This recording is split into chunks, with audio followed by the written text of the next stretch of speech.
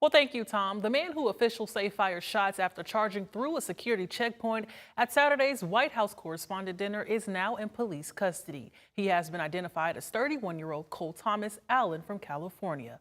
Jen Sullivan has more on the dinner details. Serious security concerns are being raised after this surveillance video shows an armed man charging through a Secret Service checkpoint at the Washington Hilton Saturday night before opening fire. This as hundreds of journalists and high-profile politicians, including the president and first lady, gathered in a nearby ballroom for the annual White House Correspondence dinner. It does appear the suspect was targeting members of the administration. Inside the ballroom, guests could hear what sounded like shattered glass and shots fired. President Donald Trump whisked off the stage by Secret Service agents. It was pretty loud noise. It was a matter of seconds before we were out the door and gone into an area. People scrambling to safety, ducking under tables, including the evening's headliner, mentalist Oz Perlman, who says he was performing a trick for the president and first lady when they heard a disruption and Trump was pulled to the floor beside him. We just look at each other for about 2 seconds. And my mind, obviously, this is like a huge adrenaline, is just like, oh no, are we about to die? Police say the suspect was armed with a shotgun, handgun, and multiple knives. CNN's Wolf Blitzer was just feet away from the man when he started shooting. I hear gunshots, boom, boom, really loud. I mean, it was so loud, it was awful. Authorities say the 31-year-old suspect was believed to be a hotel guest and that all names in the hotel were run through government databases as part of a regular security protocol, according to a law enforcement source. We're going to learn from it, but make no mistake about it, the Secret Service did their jobs last night. This incident happening as Washington and the White House prepare to host King Charles and Queen Camilla this week. The U.S. and UK are now going over additional security plans. I'm Jen Sullivan reporting. Right now, we're looking into a shooting incident at Arkansas State University. Police say one woman was shot and others sustained minor injuries. Authorities adding that the shooting took place on campus at Unity Park around midnight Sunday. The victim was shot in the leg and suffered non-life-threatening injuries. Officials say this was an isolated incident without a continued or extended threat to those at ASU. The shooting remains an active investigation. Turning now to the latest in the Iran war as a key Iranian diplomat returns to Pakistan after the U.S. canceled talks. This coming after possible ceasefire talks between both the U.S. and Iran remains paused. Since the beginning of the war, nearly 6,000 people have died in both Iran and Lebanon. Combined, 13 U.S. soldiers have also died as well. And a 26-year-old man has made his first court appearance this weekend, charged with the premeditated murder of two University of South Florida doctoral students. CBS Christian Benavidez has new details on the grisly case. Do I have Hisham Abu Garbi here? Hisham Abu Garbi was shackled and wearing a protective gown during his first appearance in front of a Tampa judge Saturday. Friday, Hillsborough County deputies took him into custody after he came out of his residence shirtless and wearing a bath towel. He's facing 2 counts of first-degree murder with a weapon in the deaths of Florida doctoral students Jamil Limon and Nahida Bristi. The suspect, Hisham, was a roommate of Zamil. A close friend of the pair said Limon had raised concerns about his roommate in the past. Some mental issue, was kind of psycho.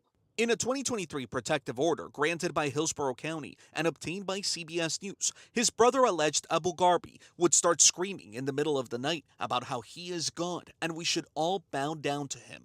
Police say Limon's remains were found Friday on a nearby bridge. Bristi's brother, Jahid Dranto, told us overnight detectives informed him his sister's body may never be found, but they've determined she is likely dead based on evidence from the crime scene. My home is just broken.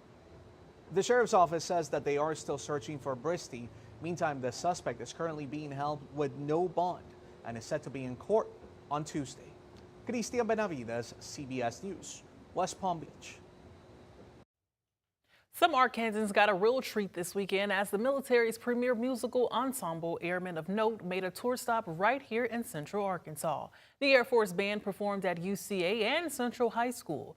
Audience members had the chance to be entertained for free. We spoke with the member who tells us more about what this performance means to her.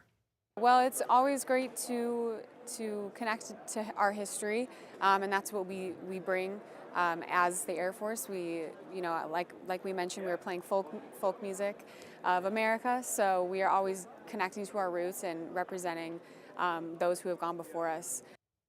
They're stationed at Joint Base Anacostia Bowling in Washington, D.C. 10 years ago, THV-11 went to check out the opening of a nature-based preschool, and 10 years later, that unique concept is thriving in West Pulaski County. THV-11's Carter Threet has the story.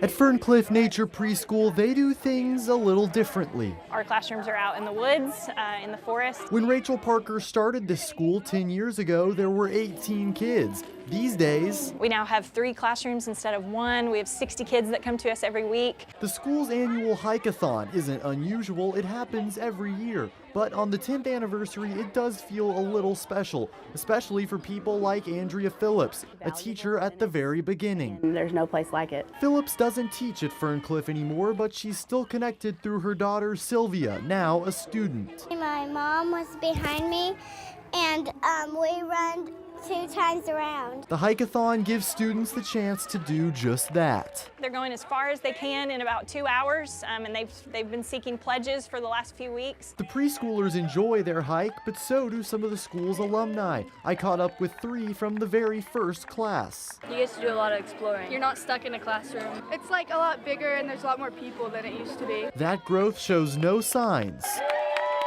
of slowing down. I know how incredible these people are and how much they care about nature and how much they care about childhood development. If you have the opportunity to take a kid for a hike or to get them out in the backyard or enroll in a program where they get to spend the majority of their time outdoors, do it.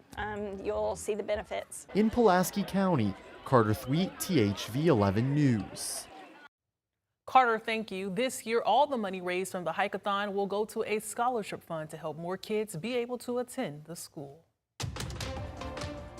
Nike is announcing some changes coming to its sportswear company. Why it's happening is still ahead on THV-11 News at 5:30. Well, an isolated shower or storm expected tonight. Tomorrow, more scattered in nature, and temperature is managed to make it back into the middle to upper 80s.